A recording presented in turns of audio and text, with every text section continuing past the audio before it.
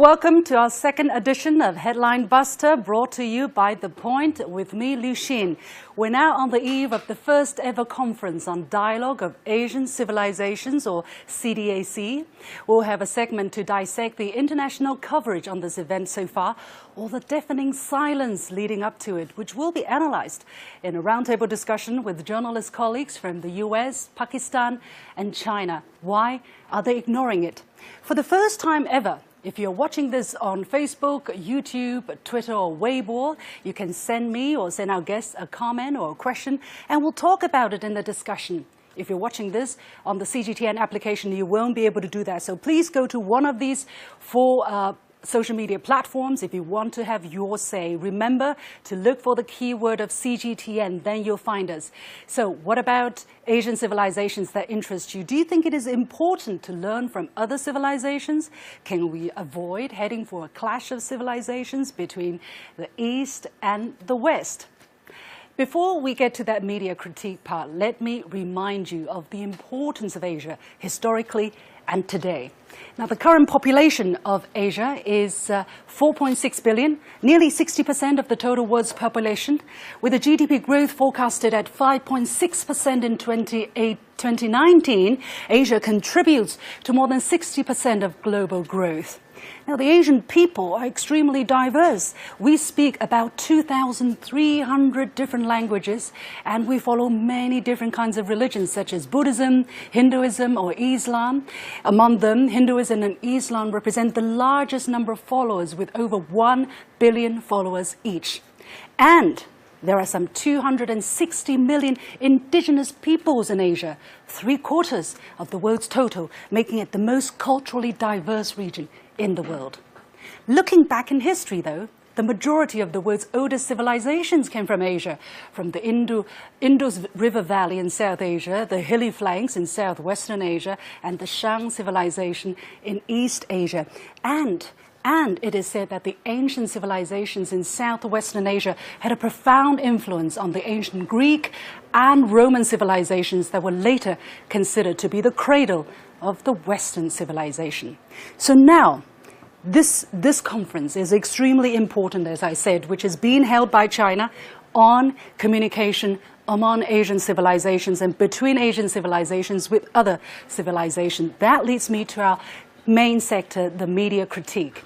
If you follow the media, the foreign media, and especially its coverage of China, as I do, you'd be forgiven for sometimes wondering, can China do anything right? To be clear, I'm not calling on the media to stop with negative coverage. There is no perfect government or flawless society anywhere in the world, and part of the media's job is to hold leaders accountable for their words and deeds. And yet, recent weeks are a case study. It reviews how the international media may go beyond that with China.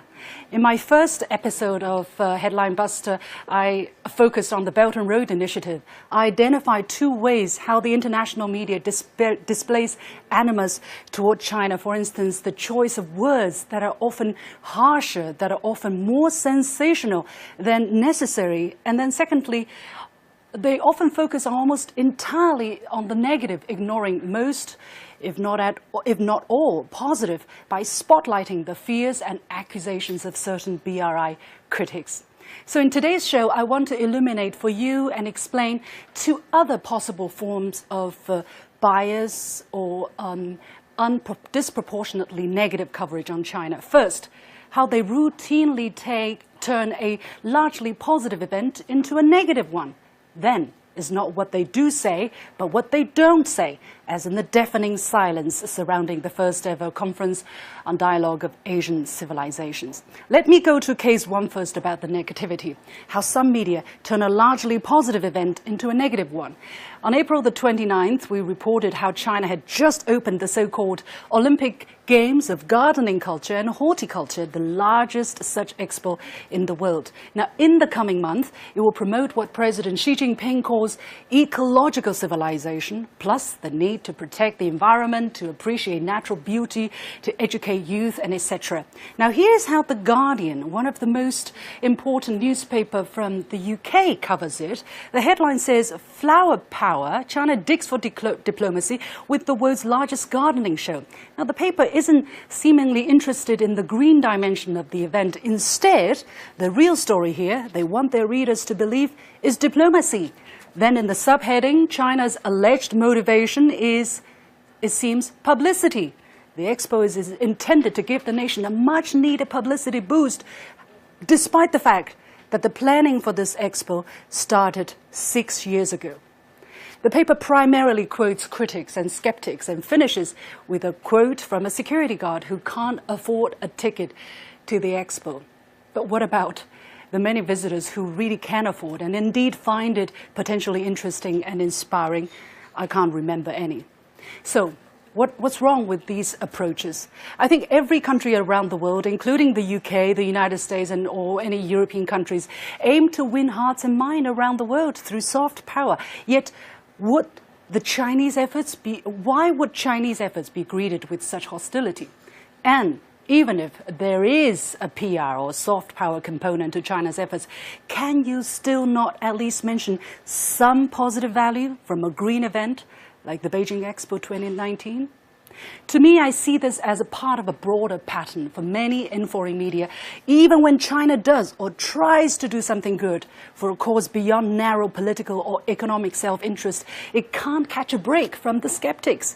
Indeed, it appears that the suspicion, hostility, even fear of China is so deeply ingrained, many in the foreign media are unable to overcome such preconceived notions or entrenched opinions. The second factor that may lead to disproportionately negative coverage is not just what they do say, but what they don't say. That's what has been happening to the first Conference on Dialogue of Asian Civilizations, or CDAC, which China is hosting starting May the 15th in Beijing. Now, the conference was proposed by Chinese President Xi Jinping first in 2014 in order to promote mutual respect, mutual learning among Asian civilizations, and also to help build an Asian community of shared future.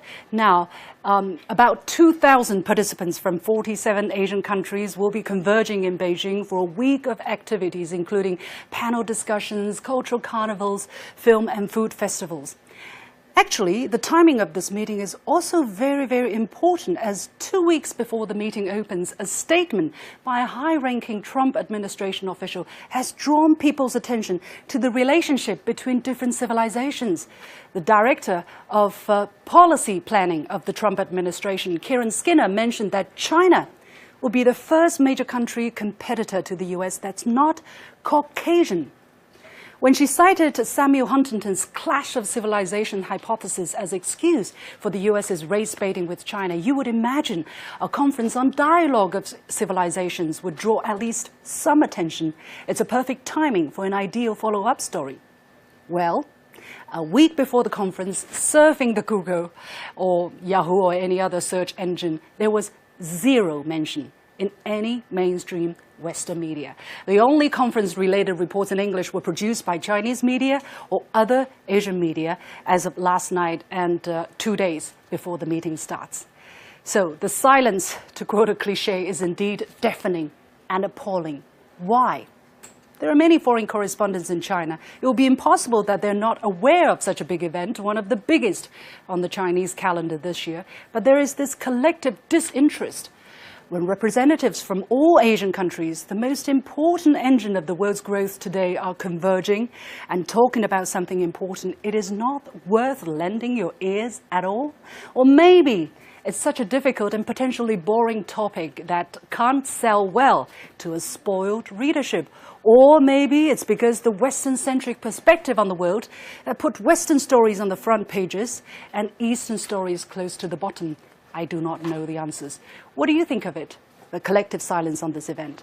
If you're watching this on the social media platforms, send your comments. If you're watching us on the CGTN app, then go to one of these 4 social media platforms, look for CGTN, and then you'll find the page where the live streaming is happening. If you're watching us on TV, you've already missed the opportunity, but catch us next time.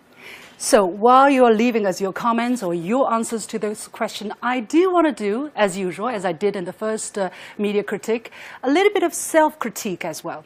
The Chinese side could indeed communicate more effectively with the international media and make this conference more appealing, especially if it is the first one. Now, a week before the conference started, in search for more information about the conference and the official website, I found that a link would only appear at the bottom of page 3, by which point an impatient journalist would have already given up. With a bit of effort, we found the site, which is 2019cdac.com or English 20.2019cdac.com. Indeed, they're not very fancy, not easy to remember names. Now, surfing the site further, thinking as a journalist, we checked out the Media Center, which is english.mediacenter.2019cdac.com, and tried to download the media guide. Well, less than a week before the start of the conference, the screen read, "Coming soon." Ladies and gentlemen, I think although there could be an excuse for the Chinese to say, well, this is the first time we hold this event, it could be understandable, but I think for a country which has extensive experience in hosting such international gathering, this is not good enough. So all sides can probably do a better job. Now we're going to take a very short break. We're going to leave you with a very interesting story about Asian civilization. And when we come back, I'll have guests and colleagues from the media circle from the United States, from Pakistan, and from China to talk about all of that. Meanwhile, keep those comments and questions coming. We'll talk about them. Okay, here we go.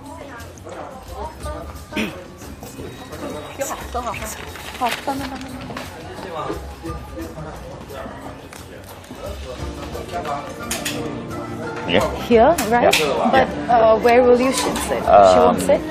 We just look at the scene. It should be fine. Okay. Oh, Okay. She'll be standing, we'll be sitting. Yeah. Yeah. 谢谢。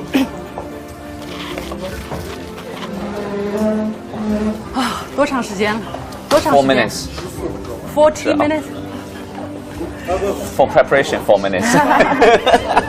11分钟，太好了。OK。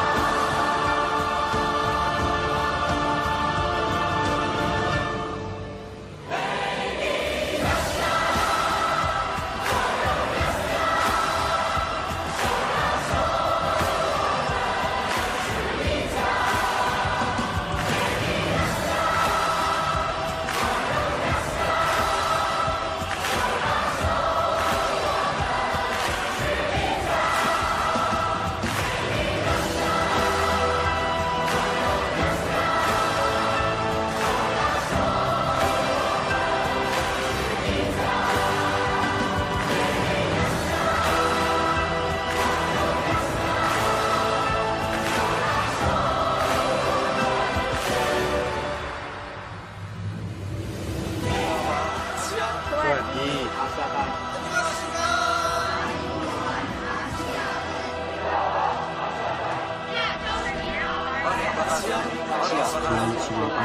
Asia. So welcome back to the second edition of Headline Buster, brought to you by The Point with me, Liu Xin. As I mentioned in the first segment of this show, there is a deafening silence on the international media part about this upcoming conference on Dialogue of Asian Civilizations, which has been hosted by China starting on 15th of May, which is Wednesday. So what are the reasons behind the collective radio silence we're witnessing? We have some media colleagues from around the world to discuss this topic, and they are Professor Rick Dunham, former White House correspondent and also co-director of the Global Business Journalism Program of Tsinghua University. Welcome. We have Zoon Ahmad Khan, an anchor from Guangming Daily, China, and also from Vash News, Pakistan. Welcome to the show. And last but not least, Xu Xingduo, host from China Radio International, also under the China Media Group. So we're colleagues. Right. We're colleagues. Okay, so I've had a very long monologue describing the kind of phenomenon that we are seeing, that there is no international media interest in this topic. Rick, do you find it surprising? Do you find it curious that this is happening? Well, I don't really find it surprising if you look at the way coverage generally works. In China specifically, but then in general, American media in particular does not like events that are created by governments. Sort of, they would call them artificial events. If there is a regular meeting of a group, that is different. The second is when you look at coverage in the United States, conflict sells. I mean, that's what's in the headlines. Look at everything Donald Trump does. Goes on a tweet storm, front page news. Trade war, front page news. Conflict with Congress.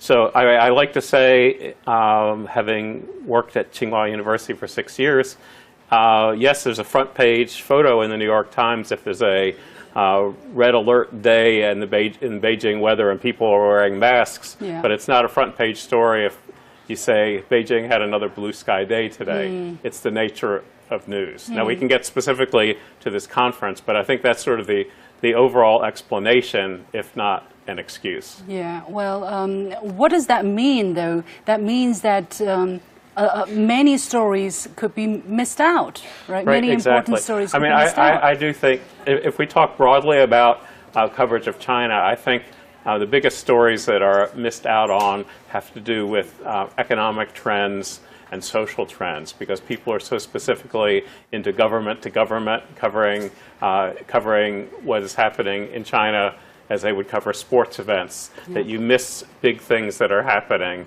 And then someone, sometimes in the Chinese media, sometimes in the international media, someone discovers it, and then you have the echo effect of international correspondence, and you see a story in one publication and another, and then on television. Yeah. Zoon, what's your take on, from a Pakistani perspective, are you surprised that there is absolutely no interest in this meeting? Is the meeting really not important? No, I mean, I think that, of course, the meeting is very important. And the reasons for that are that we are looking at an age where China is taking an initiative to bring civilizations closer, to take us back to that part of history where we were getting along and coexisting and thriving together. So the concept is very profound. But in some sense, I feel like, taking from what Rick talked about, it does conflict with a certain mindset that we are necessarily going towards a clash of civilizations. Every country needs to democratize. The concept of the nation state. We're looking at maybe on some level the nature of news coverage, which is more conflict driven and more gravitating more closely towards non-government initiatives. But also there is a question of incentives. whose interest is it to talk about how ancient civilizations, those thoughts and those theories can bring us closer together? Maybe Asian nations. So we have to think about who is covering it and to what degree. Yeah. If I specifically talk about Pakistan, then of course maybe it's not the mainstream news. It's not the news that's trending per se, but that's also because we are focused on domestic issues that are quite hot these days. Yeah. Well, I think definitely this is not a black and white thing or right and wrong. I think the nature of news is like that. And then when it comes to a softer story, it definitely takes a little bit more to motivate the international journalists to pay attention. Now, I was just told that we have some comments, some questions from the internet. Let's check out this one from the YouTube. And this was just sent in by a person called Nelson Cuado Dado, and it says, the silly, senseless and pathetic Western responses to the rise of China is a sure way for not achieving their futile objectives in a changed and changing world. This will not fly. Come again. Who would like to respond to that? Rick, Well, I guess. I'd say the rhetoric's a little over the top, but yeah, I think there is a legitimate sense of victimization by many in the quote non-Western world, non-Euro-centered world, because of comments like were made by the official of the U.S. State Department about clashes of civilizations, or specifically what she was talking about with the how did she put it? Non-Caucasian. Non-Caucasian. Yeah. I mean, an African-American woman talking about the non-Caucasian Yeah. to me is a little ironic. Yeah. But I think that it's a legitimate point to talk about that there is some built-in prejudice, I wouldn't call it animus, about other civilizations. I've been reading my history, and there was a lot of feeling like that in Japan in the lead up to World War II, that Japan was not being given the respect it deserved as a global power, economic power and military power. And I think we see the same thing repeated over and over again with non-European powers. Although I would say this, I would say some people in Russia probably would have said the U.S. didn't give the Soviet Union the respect that it deserved too. Okay. Qingduo, what's your response? Well, I think, in a sense, he's right. I mean, for example, like for the past 40 plus years, China's economic story is a miracle, But a few people in the developed countries would say, let's sit down and think about it. If there's anything China has done right, we might learn from. People, for me, I think there's a lack of being a bit modest and see like we are not always right simply because we are from developed countries, not right. Like, for the U.S., they like to impose so-called like universal values like democracy, election, freedom, etc. Well, those concepts itself are good, but you have to consider the national conditions of different countries. They don't always work. Often they fail. And let me return a little bit to the first topic about the media coverage here. Around the world, for example, this major event, few coverage in the English media. Zero. But first of all, I don't really care that much. You can still dream your dream. China is developing, it's rising fast. Let's focus on our own affairs. I don't really care about the coverage or not. It's their loss. If they don't pay attention to this, it's their loss. Yeah. Let me add to it. I mean, I think it's also about giving their media or their narrative that much importance that we need to be acknowledged by it. I think on some level it's a question of Orientalism, like we are ourselves victimized in the sense that we look for legitimacy in certain objective or international media, which is Western, which is non-Asian. Right. So this may take us some time to understand that actually what we say, what our narrative is, or what our stories are, they're of equal importance, and we ourselves need to start giving ourselves that importance. The confidence. The confidence. Well, there's a balance, right? There's a balance there at this moment, for instance, because of the dominance that the Western media has on the international stage. So if they don't talk about it, the chances are a great majority of audiences, of readers around the world will not be reading about it. So that's right. But also see the differences between, say, mostly Western media, say Chinese media. Chinese media, many of them are called they call it state-sponsored or state-owned media. But remember, Chinese media focuses on public interests. the national interests, the social interests, like safety, harmony between among the peoples, among different sectors. But Western media, in a sense, you can call them corporate media. They want to sell, they want to make money. Even in China nowadays, you have like private media. You know, all of those stories are sensational stories. User-generated content? Yeah, I think this is wrong. This is the wrong direction because you are serving profit only and nothing else. Yeah, let's give online voices some time here. This is from one of the viewers who left us a response before the live show started by the name of Hajatullah Zia. It's from Afghanistan. It's a journalist and a freelance writer. This person says, I believe that Western media are customarily less concerned about covering positive issues, especially vis-a-vis Asian regions. Hotspots around the globe are believed to be the main focus of Western media, which have spoiled their readers. Western-centric perspective is the next reason which makes those media turn a blind eye to constructive news in Asia, including the Conference on Dialogue of Asian Civilizations. Rick, again, your response. I think the coverage is, I mean, Afghanistan is a very good example because I would say 95% or more of the coverage that's come out of Afghanistan in this century has had to do with war or the after effects of war. And even in the years before, there were more I would say more non-war related stories coming out of the region. This is a hard one, and I will say, in the U.S., with very few exceptions, New York Times probably maybe a rare exception, there's very little international coverage. And with the exception of the Los Angeles Times reopening a bureau in Beijing, there's been less and less coverage. And I think that this is a mistake to truly understand the world.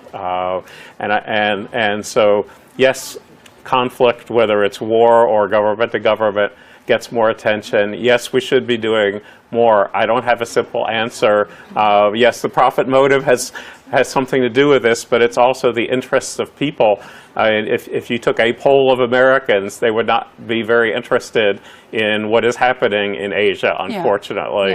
And I think that that's our duty as journalists, as citizens, is to try to get people more interested in other cultures. Sure. We again have a comment from a YouTube user by the name of Suva. And this person says, I'd ask them, I guess the Western or the international correspondents, to get out of their bubble and travel the world before judging. US, EU is not the only ones in this world. Is there a bubble, Zun? Do you sense that let's just say the foreign correspondents living in China, whose main job is to cover China, do you think there is a bubble there? I think that the unfortunate thing is, I'll add to your question, but also taking on from what Rick said, that it's not just negative. So first you have to come to the idea of a periphery and a center. I mean, this is an idea which can make sense, because we think about the Western and European bubble as the one creating the ideals of democracy, creating the ideals of what's appropriate, what's freedom, defining our concepts.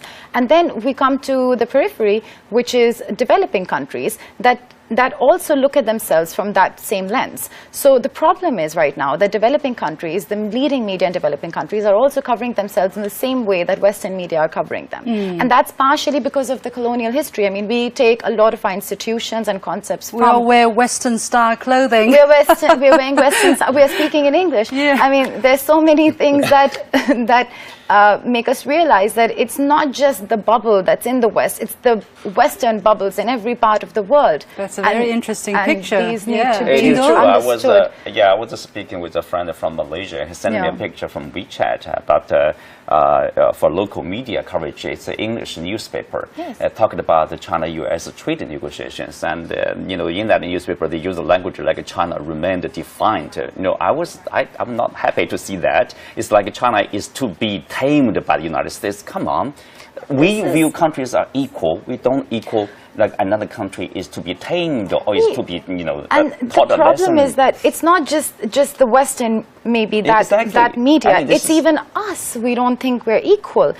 our tragedies, our confident, problems. Maybe we're not confident. No, about incidents, that. like when our own people die, it's not as tragic, or people are not changing their Facebook display pictures or not mourning in the same way as they would a tragedy in a country where you would think it's unlikely. So it's really the whole concept. The world is in a center, and we are all looking towards that center, and our immediate surroundings are less significant. Remember in the beginning dialogue, in the opening dialogue, I talked about Southern Asia, Southwestern Asia, and Eastern Asia. But if you look at it from the West, it will be Near East, Middle East, Far East. You know, Europe-centered. Yeah, Western-centric perspective. Now let's bring up another comment that was submitted by a student by the name of Yue. He's from Communication University of China. It says the silence on the reporting of this conference reveals their prejudice of Asian civilizations.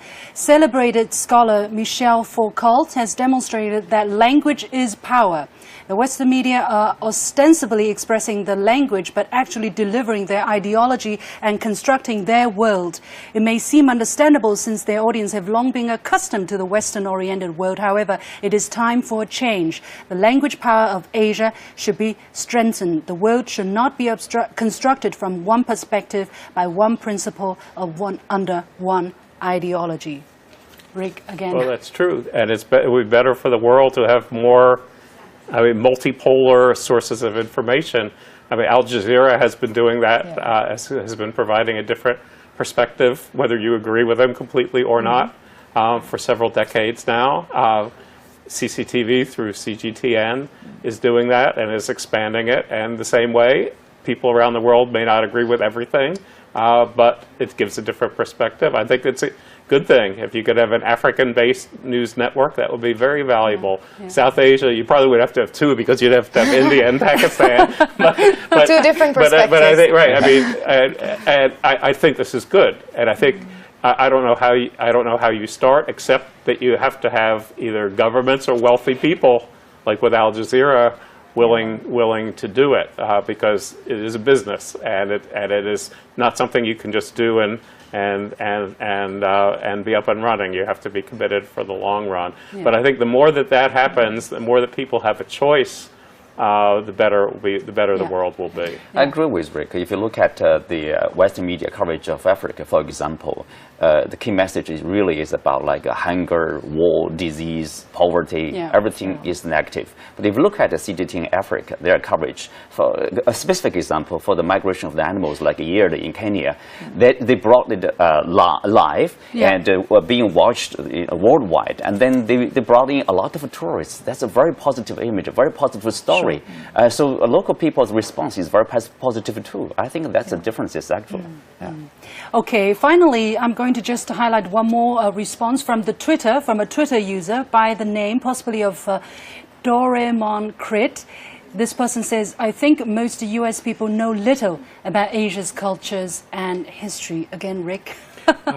I'll agree. I mean, I'm a student of history, and when I was in college, I tried to take history of everywhere in the world. You were a rare one. But that's what I was going to say. Most Americans don't travel outside the United States.